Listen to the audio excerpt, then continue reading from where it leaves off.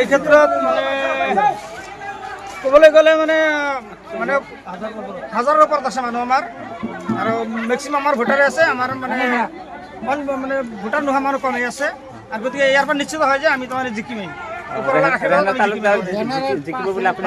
মই পুৰা বিশ্বাস পাওঁ আমাৰ ৰাইজৰ তৰফৰ পৰা বিশ্বাস আছে। আমাৰ মাজত এজন মুৰব্বী আছে, মই তাৰ পৰা দুটামান কথা বিচাৰিম। আপুনি কি ক'ব খুজিছে আজি নিৰ্বাচনত? মইতো ৰাইজৰ সমাগম হিচাপে মোৰ প্ৰাৰ্থী ৰেহনা তালুকদাৰ তাৰ যিটো মনোভাৱ খুবই ভাল লাগছে। মাৰিপাৰা ৱাৰ্ডৰ মানে চব মানুহে মানে ৰেহনা তালুকদাৰক লাগেই আৰু সেইখিনিয়ে আপুনি এক নম্বৰ ৱাৰ্ডৰ ন দুই নম্বৰ ৱাৰ্ডৰ ন? 2 নম্বৰ ৱাৰ্ডৰ। আপোনাৰ কি মনোভাৱ এই ক্ষেত্ৰত? আপোনাৰ লগত যি প্ৰতিনিধিত্ব আছে কেনেকুৱা মনোভাৱ আপোনাৰ এই ক্ষেত্ৰত?